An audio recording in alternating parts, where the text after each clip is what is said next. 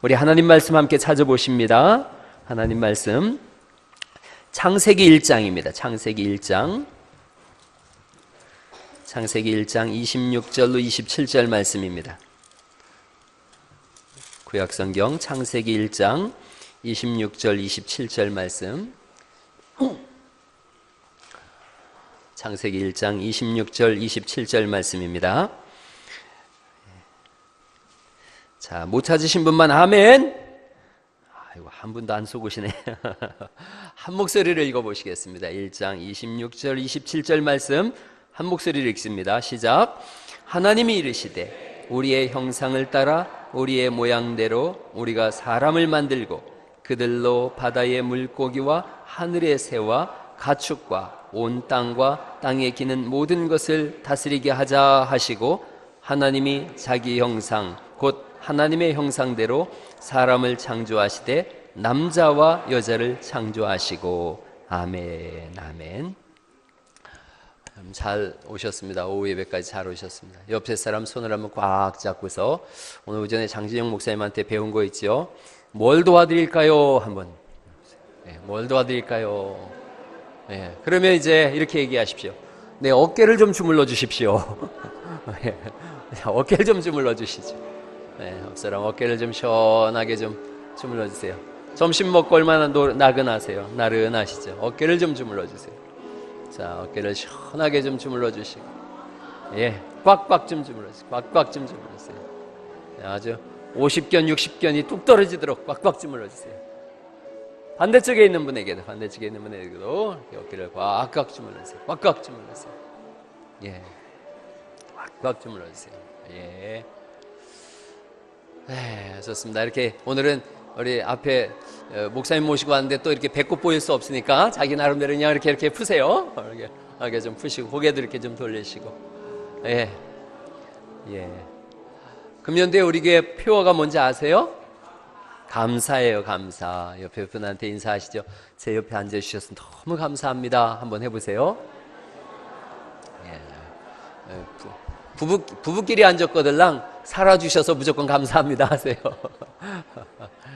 너무 잘 오셨습니다. 잘 오셨어요. 우리 민유홍 목사님은 그 대전에 가면 카이스트라고 있어요. 카이스트 들어보셨죠?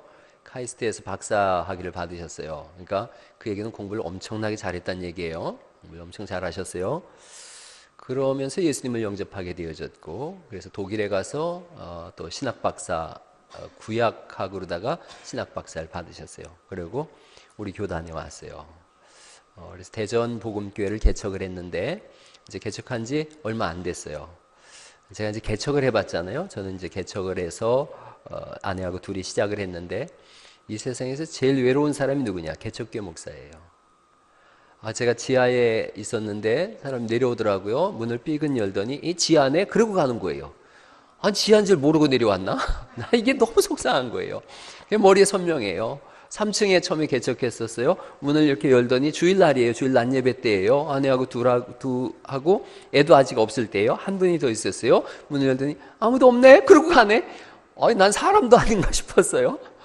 그게 개척교회예요. 지금 민 목사님께서도 오늘 얘기를 나눠보니까 한 두세 분 모여서 예배하는 것 같아요. 그 개척교회 때는 하나님으로만 사는 거예요. 뭐 다른 이유가 없어요. 하나님으로 즐거워하고 하나님으로 기뻐하고 하나님으로 사는 거예요. 그러면서 묵묵히 기다리고 견디는 거예요.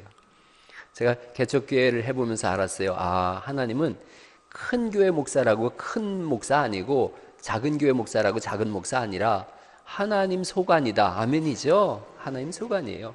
오너가 누구예요? 하나님이세요. 우린 뭐 사환이라고 성경이 말씀하고 종업원이에요. 종업원. 그래서 종업원인데 하나님이 누구는 여기 교회 종업원으로 좀 일하라 그러고 누구는 저기 교회 종업원으로 일하라 그러고, 우리 민용 목사님 같은 경우는 대전이 복음교회 불모지니까 거기다가 분점을 교회를 또 세우신 거예요. 그러고서 여기서 일해라 그러신 거죠. 그렇게 시작을 하셨어요. 고군분투하는 거예요. 처음에 개척교회는 5, 6년은 고군분투합니다. 그래서 여러분 기도 많이 해주셔야 돼요. 오늘 지난해부터 우리 교회에서 세 군데 교회를 기도하고 있어요. 예수중심교회하고 또 연정교회하고 대전복음교회하고 기도하고 있고, 조금이나마 또 후원도 하고 있고 그런 가운데 있어요. 그런데 너무 귀한 분이에요. 다 귀해요. 오늘 사실은 예배 끝나고 목사님들 전부 모셔서 식사하려고 그랬어요. 그랬더니 금마복음교회에서 오늘 그 여신도회 모임이 있대요. 그래서 거기로 밥 먹으러 오라 그래가지고 제가 끝나고서 목사님 모시고 거기로 갈 예정이에요. 민용 목사님 너무 좋은 분이고 너무 귀한 분이에요. 저하고 1살 차인가요? 2살 차인가 나는데 누가 형인 것 같아요? 아, 제가 형이에요? 그런데 좋은 친구 하자 그랬어요. 뭐 그리스도 안에서 형 동생이 어디 있어요? 좋은 친구하고 좋은 동역자 되자 그랬어요. 그래서 같이 신학교에 가서 같이 강의도 하고 그래요. 또 제가 궁금한 거 있으면 물어도 보고 그럽니다. 아주 탁월하고 뛰어난 분이에요. 하나님이 귀하게 쓰실 분이에요. 지난번에도 우리 교회 와서 말씀 전해줬는데 저도 나름 큰 은혜가 있었어요. 오늘도 또 이렇게 목사 안수 받은 첫 주일이지 않습니까? 첫 주일에 우리 교회에서 준비한 가운을 입으시고 오후 예배 우리 교회 와서 이렇게 설교한다. 얼마나 좋은 일인지 몰라요. 오후 예배, 안 그러면 오후 예배는 개척교회는 아무도 없어요. 아무도 없어요. 그렇다고 목사가 예배 안 할 수도 없고, 그러니까 혼자서 앉아서 궁시렁궁시렁거리고 있는데 오늘 이렇게 그 가족들이 함께 축하하고 축복하고 그런 거예요. 말씀 한번 우리 큰 박수로 격려하면서 하나님 말씀 나누겠습니다. 우리 민용 목사님입니다. 박수로 모시겠습니다.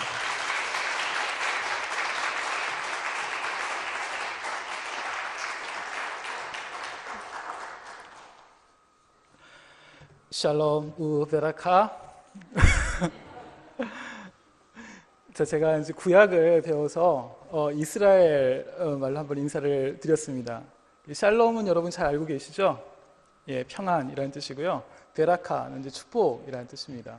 그래서 이제 샬롬 우베라카, 이제 이스라엘 사람들이 하는 인사인데 평안과 하나님의 축복을 빕니다. 이런 뜻입니다. 그래서 여러분에게 예, 하나님의 평안과 축복이 늘 함께 하시기를 기원합니다. 예.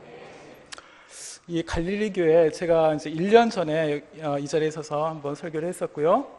1년 지난 다음에 이제 목사 안수를 받고 이제 다시 서게 됐습니다. 예, 갈릴리 교회 생각하면은 저한테 이제 참 특별한 이제 그런 교회예요. 제가 이제 처음 개척할 때부터 늘 함께 해준 교회고, 그리고 이제 묵묵히 기다리면서 또 이제 지원을 아끼지 않았던 이제 그런 교회입니다. 그래서 제가 이게 자주 이런저런 이유로 이제 오게 되는데, 이제 올 때마다 정말 이제 고향집 같고, 또 이게 형님 되시는 우리 송 목사님도 계시고, 그래서 아주 특별한 이제 그런 교회입니다. 그래서 제가 이제 지난 월요일 날 목사 안수를 받았습니다. 그때 갈릴리 교회에서 해주신 이 가운을 이제 입고서 안수를 받았어요. 정말 이 가운 안 해주셨으면 저 목사 안수도 못 받을 뻔했습니다. 그래서 이제 너무 감사드리고, 그리고 이제 제가 참 많이 부족하고 많이 두려웠어요. 이제 안수를 받을 때 이 십자가를 지는 이 이제 목회의 길, 이걸 내가 감당을 할 수 있을까? 이제 그런 두려운 가운데 저도 이제 주님이 주시는 그 은혜로 이제 결단을 하고 목사의 길을 이제 가게 되었습니다. 앞으로 계속해서 이제 하나님의 은혜가 필요하고, 또 성령님의 지혜가 또 이제 필요해요. 예, 또 위로도 필요하고. 그래서 여러분께서 저와 또 저희 대전복음교회를 위해서 또 생각나실 때마다 기도해 주시면 감사하겠습니다. 예. 자, 오늘 말씀 창세기 말씀입니다.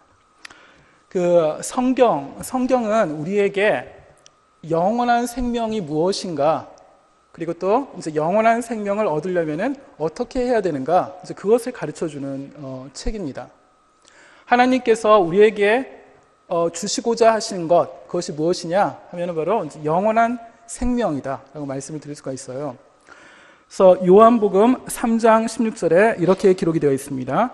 하나님이 세상을 이처럼 사랑하사 독생자를 주셨으니 이는 그를 믿는 자마다 멸망하지 않고 영생을 얻게 하려 하심이라. 예, 여기서 영생이라는 게 바로 영원한 생명입니다. 그런데 이제 영원한 생명이라는 게 그러니까 죽지 않고 그냥 영원히 사는 것만을 의미하는 것이 아니에요. 예, 영생이라는 것, 영원한 생명이라는 것은 참된 행복과 평안과 희락 가운데 그렇게 영원히 사는 것이 바로 이제 하나님이 약속하신 영생입니다. 그런데 이것은 세상 사람들도 이제 원하는 거예요. 세상 사람들도 이런 영원한 생명을 이제 원해요. 그런데 세상 사람들이 이 행복, 영원한 행복을 얻기 위해서 그들이 얻고자 하는 것이 무엇이냐 하면은 자신의 만족입니다. 자기가 갖고 싶은 것을 또 마음대로 가질 수 있고, 그리고 자신이 하고 싶은 걸 마음대로 할 수 있을 때, 그때 이제 행복하다라고 생각을 해요. 그래서 이제 이것을 위해서 필요한 것이 무엇이냐면 바로 이제 돈이에요. 자기가 가질 수 있는 것, 또 하고 싶은 것, 이걸 마음대로 할 수 있게 하는 것이 바로 이제 돈입니다. 그렇기 때문에 세상 사람들은 바로 이 돈을 가지려고 막 노력을 해요. 돈이 이제 모든 것이죠.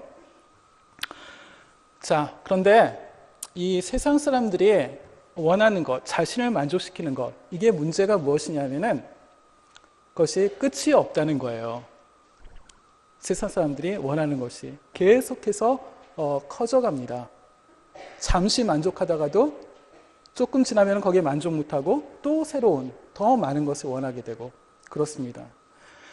제가 어렸을 때 제가 좋아했던 것이 이제 세 가지가 있었어요. 첫 번째가 이제 빵입니다. 안꽃빵 특별히. 두 번째가 이제 오락이었고요. 세 번째가 이제 만화책이었어요.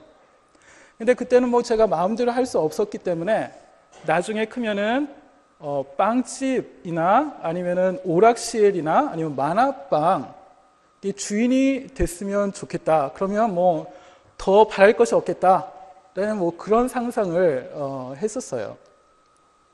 자, 그런데 이제 이미 크고 나니까 지금은 뭐 오락 게임이나 아니면 만화책 같은 거 뭐 이제 쳐다보지도 않습니다. 근데 뭐 빵은 뭐 여전히 좋아해요. 그런데 지금 뭐 빵을 영원토록 빵만 먹고 살아라면 저는 이제 도저히 못합니다. 자, 이렇게 옛날에 좋아했던 것, 나를 만족시켰던 것이 이제 사라져 버렸어요. 왜 그랬을까요? 제가 욕심이 없어졌기 때문일까요? 그게 아니라 다른 더 큰 욕심이 이제 생겼기 때문이에요. 옛날의 욕심은 더 이상 이제 지금 저를 만족시키지 못하는 거죠.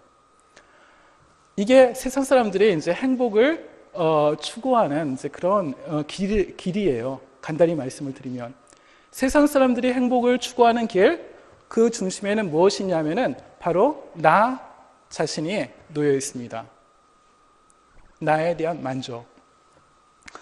자, 그런데 성경은 이 영원한 생명으로 가는 그 길에 관해서 이 세상 사람들과는 전혀 다르게 우리에게 이야기를 해주고 있어요. 시편 133편을 한번 보겠습니다. 보라, 형제가 연합하여 동거함이 어찌 그리 아름다운고, 머리에 있는 보배로운 기름이 수염 곧 아론의 수염에 흘러서 그의 옷깃까지 내린 같고, 헐몬산의 이슬이 시온의 산들에 내린 같도다.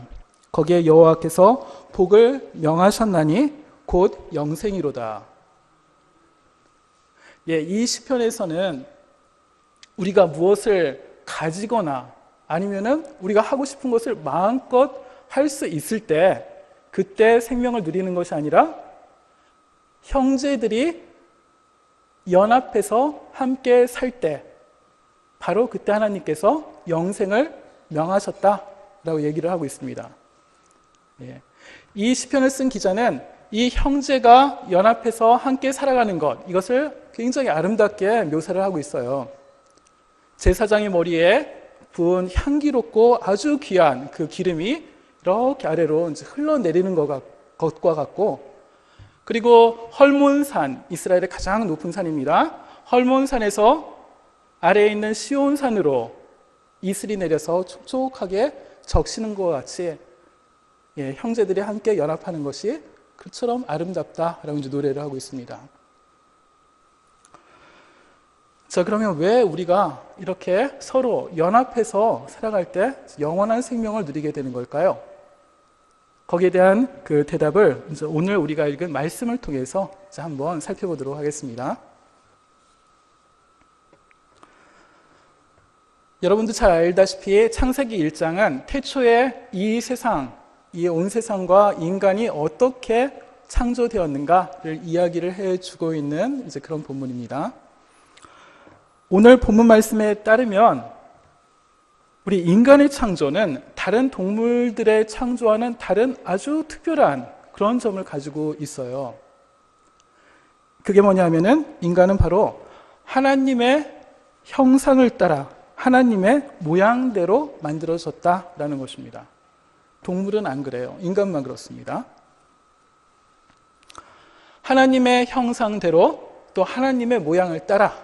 이 말의 의미는 무엇이냐면은 한마디로 인간은 하나님을 닮았다라는 것입니다. 하나님을 닮았다.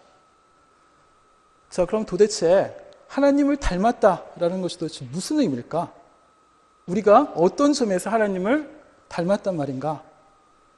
예, 그런 의미 제기될 수가 있겠죠. 그래서 기독교 교회는 오랫동안 이 하나님의 형상이 무엇인가, 하나님을 닮았다는 것이 도대체 무엇인가에 관해서 많은 고민을 해왔어요. 그래서 어떤 사람들은 인간이 이제 이성을 가지고 있죠.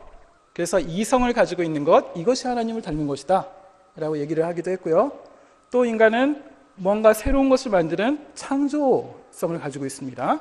그리고 아름다움과 추함을 구별할 수 있는 어떤 미적 감각도 가지고 있고, 또 양심이라는 것도 가지고 있죠. 이런 것들이 바로 이제 하나님을 닮은 것이다 라고도 얘기를 했어요.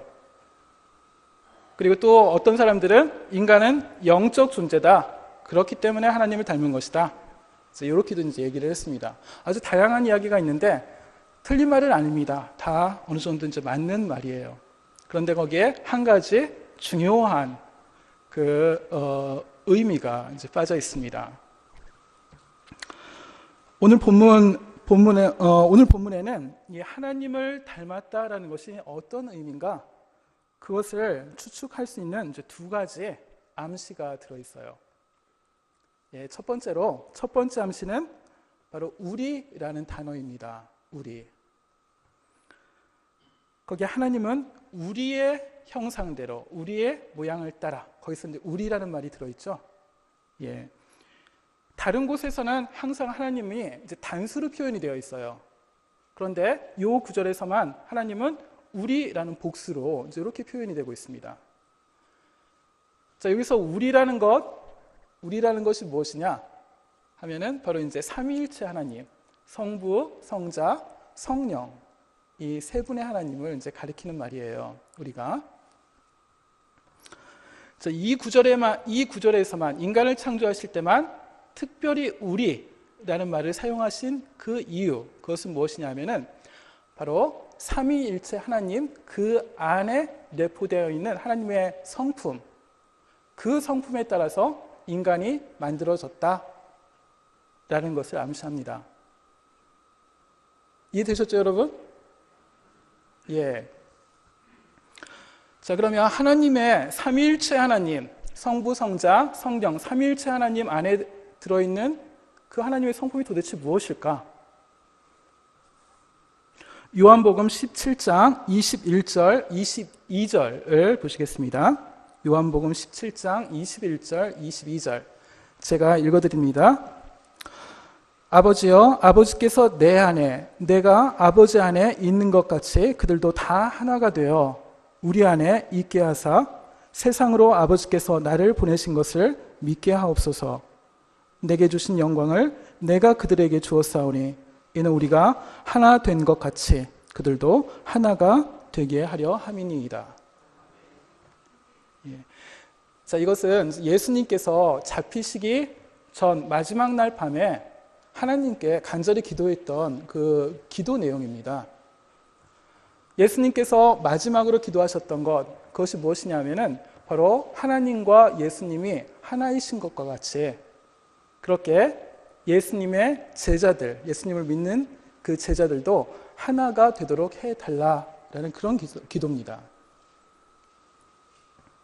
이 기도에서 알 수 있는 것은, 이 기도가 말하고 있는 것은 무엇이냐면은 삼위일체 하나님, 성부, 성자, 성령님께서는 바로 사랑 안에서 하나로 존재하시는 분이다라는 걸 우리에게 이제 말해주고 있습니다.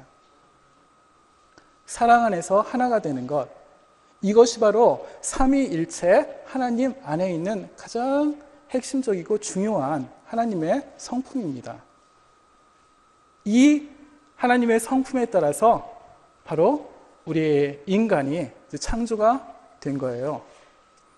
예, 하나님의 형상대로, 다시 말하면은 사랑 안에서 하나로 살아가도록 그렇게 하나님은 우리 인간을 창조하셨다라는 그런 의미입니다. 지난 세기에 프란시스 셰퍼라는 아주 위대한 복음주의자 학자가 있었습니다. 프란시스 셰퍼라는 학자는 우리 기독교의 신앙의 가장 근본적인 출발점이 무엇이냐 하면은 바로 삼위일체 하나님 안에 있는 성품, 바로 사랑으로 하나가 되는 것. 예, 이것이 우리 기독교 신앙의 근간이 되어야 되고 또 출발점이 되어야 된다라고 얘기를 했습니다. 자, 두 번째로 하나님의 형상의 의미에 대한 이제 또 다른 암시가 담겨 있는 부분은 하나님이 인간을 창조하실 때 남자와 여자로 창조하셨다라는 이 말씀 안에 담겨 있습니다. 남자와 여자로 창조하셨다. 창세기 2장에 보시면은 하나님이 남자와 여자를 창조하시는 그 과정이 좀 더 자세하게 이제 기록이 되어 있어요. 2장 18절에 보시면은 여호와 하나님이 이르시되 사람이 혼자 사는 것이 좋지 아니하니 내가 그를 위하여 돕는 배필을 지으리라 하셨습니다. 자, 여기서 하나님이 인간이 사람이 혼자 있는 것을 보시고 좋지 못하다라고 말씀을 하셨어요. 그 말은 뭐냐면은 인간이 혼자 있으면 안 좋다는 거예요. 예, 인간은 다른 사람과 서로 교제를 나누고 관계를 맺으면서 살아가는 존재로 그렇게 지음을 받았다라는 그런 의미입니다. 자, 그래서 이제 하나님께서는 그 아담의 갈비뼈를 하나 이제 빼내시죠. 그것을 가지고 이제 여자를 창조하십니다. 예, 그래서 이제 남자는 여자보다 갈비뼈가 하나 적어요. 아시죠? 끄떡이시는 분은 뭐예요?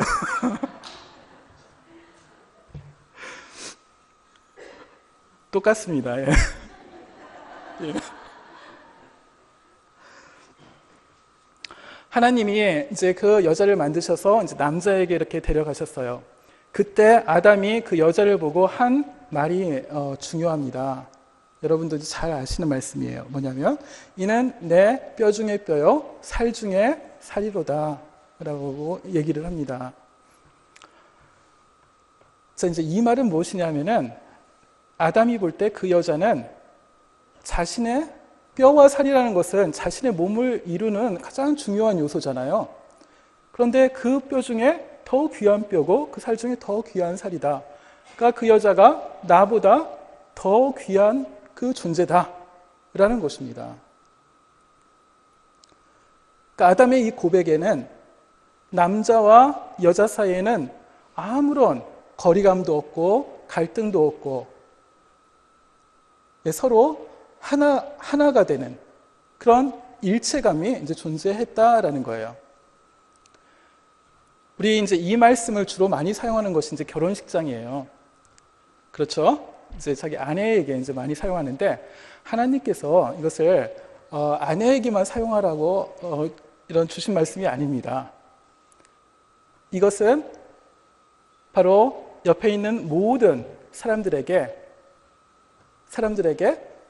당신은 뼈 중에 뼈요 살 중에 살입니다 라고 고백할 수 있도록 그렇게 이제 주신 말씀이에요. 자, 바로 이것이 하나님께서 인간을 창조하실 때 의도하신 것입니다. 예, 서로 하나가 되는 것. 인간이 하나님을 닮았다는 것, 이것은 삼위일체 하나님 안에서 성부, 성자, 성령이 사랑으로 하나가 된 것과 같이 그렇게 우리도 사랑 안에서 하나가 되도록, 하나가 되어서 살도록 그렇게 지음을 받았다라는 그런 의미입니다. 하나님을 닮았다는 것이. 바로 이렇게 우리들이 서로 연합해서 살아갈 때, 그때 하나님 안에 있는 생명, 영원한 생명을 누릴 수 있게 되는 것입니다. 여러분 한번 이제 주변에 있는 분들 한번 살짝 보세요. 주변에 누가 계신지. 믿음 안에서 모든 지체들은 다 이제 형제, 자매다, 한 가족이다라고 예수님이 이제 말씀을 하셨어요. 그런데 여러분 이제 옆에 계신 지체 분들에게 정말 가슴이 우러나서 당신은 나의 뼈 중에 뼈요, 살 중에 살이라고 고백을 하실 수 있겠어요? 다시 말하면 옆에 계신 분이 나 자신과 같이 그렇게 소중하고 귀한 존재입니다 라고 이제 그렇게 고백을 해야 된다는 말이에요. 어때요, 여러분? 그러니까 아멘 하셨습니다. 예, 주님의 은혜인 줄 압니다. 예. 자, 그런데 이제 우리 가족일 경우에는 어느 정도 그게 돼요. 너는 나의 뼈 중에 뼈고 살 중에 살이라. 특히 이제 자녀 같은 경우에는. 그런데 이제 대부분의 우리가 솔직하게 얘기해서 우리 가족 이외에 다른 사람에 대해서는 이런 고백할 수가 없죠. 하실 수 있으면 정말 이제 주님의 은혜입니다. 아멘. 다른 사람에게 관심이 없어요. 그리고 다른 사람을 나와 같이 정말 그렇게 귀하게 생각하지 않는다는 것이 또 우리의 이제 어떤 솔직한 고백이라고 할 수가 있습니다.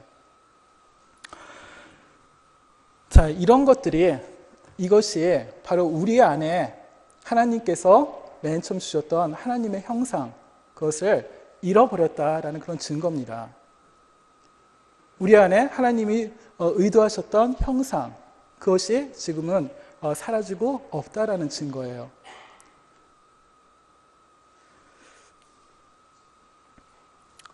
자, 그리고 거기에 더불어서 이런 하나님의 형상을 우리가 다시 되찾는 것, 예, 이것은 정말 우리의 힘과 능력으로 할 수 있는 것이 아니다 라는 것을 우리는 삶을 통해서 알 수 있습니다. 이 세상 사람들, 이 세상에서 사람들은 이렇게 사랑 안에서 하나가 되는 이런 삶을 추구하기보다 바로 내가 중심이 되는 삶, 나 자신을 만족하는 삶, 그런 삶을 추구하고 있어요. 그렇기 때문에 사람과 사람 사이의 관계가 모두 깨져버리고, 그리고 이 땅에는 갈등, 미움, 혼란이 가득하게 된 것입니다. 지난 1월 1일 날 저희 할머니가 100세로 이제 돌아가셨어요. 그래서 3일 동안 이제 그 병원에서 의식불명 상태로 이제 누워 계셨는데, 그때 이제 그 할머니 옆에서 그 할머니가 이제 가쁜 숨을 이렇게 내쉬는 것을 이제 지켜보면서 참 인생이 이제 더덥다라는 그런 생각을 많이 했습니다. 그래서 정말 짧은 인생인데 거기에 그냥 나의 욕심을 채우기 위해서 아웅다웅하면서 살아가는 것이 얼마나 참 부질없는가, 예, 그것을 한번 다시금 느끼는 이제 그런 시간이었어요. 그런데 이제 그것보다 더 이제 저를 이제 슬프게 했던 것이 있었는데, 그게 뭐냐면 이제 장례비를 둘러싸고 이제 저희 친척들 간에 벌어졌던 이제 갈등이었어요. 그러니까 저희 할머니는 아들 2명과 이제 딸 1명이 있었거든요. 저희 아버지가 이제 장남이세요. 그런데 몇 해 전에 저희 아버지가 돌아가셨기 때문에 제가 이번 장례에서 그 이제 상주의 역할을 했습니다. 근데 장례는 과정은 특별한 문제 없이 진행이 되었어요. 그런데 맨 끝에 이제 장례비를 정산하려고 할 때 이제 이게 문제가 발생을 했습니다. 작은아버지께서는, 우리 작은아버지는 당신이 받은 유산이 적기 때문에 장례비에 지원할 수 없다라고 하시고, 그리고 또 이제 저희 고모는 아들이 살아있는데 아들이 그걸 책임을 져야지 왜 딸이 책임을 져야 되느냐 하시면서 또 나는 장례비 지원할 수 없다라고 하시고,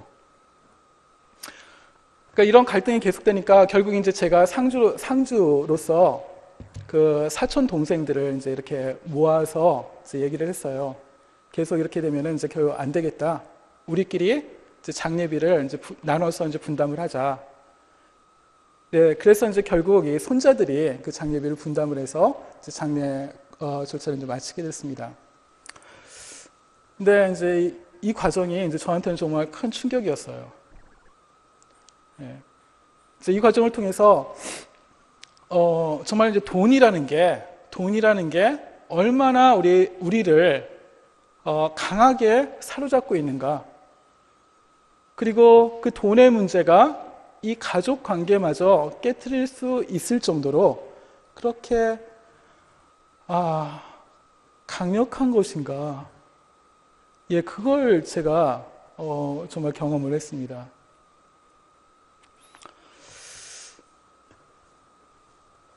이 세상에 정말 내가 중심이 되는 세상, 나를 만족시키는 세상, 그게 이제 우리가 살고 있는 세상입니다. 그런 세상 안에서는 정말 참된 생명, 또 참된 행복이라 있을 수가 없습니다. 거기에 이제 참된 소망이 없습니다.